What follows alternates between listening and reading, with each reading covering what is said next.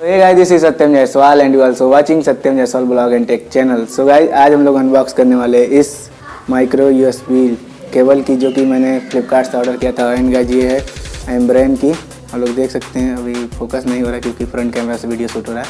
And guys, इसको मैंने ख़रीदा है फ्लिपकार्ट से, जो कि फर्स्ट बार जब ऑर्डर किया था तो 148 रुपये का था। बट गाइस, अभी जब मैंने देखा कि 79 रुपीज़ का हो गया तो मैंने तुरंत वो वाला कैंसिल किया एंड इसको ऑर्डर कर दिया। एंड गाइस, आज अनबॉक्सिंग दिखाएंगे और आपको बताएंगे कैसा है। केवल इसको यूज़ करते हुए 3 दिन हो गया है। सो गाइस, चलिए वीडियो स्टार्ट करते हैं और करते हैं इसकी अनबॉक्सिंग।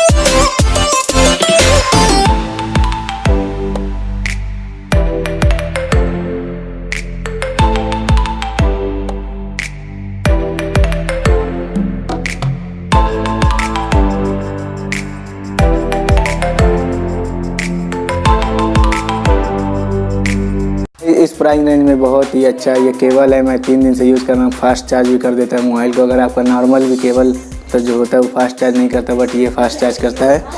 सो गाइस, मतलब ये ठीक ठाक है। अगर इसको रेटिंग देना चाहिए तो 5 में से 4 रेटिंग मैं देना चाहूँगा।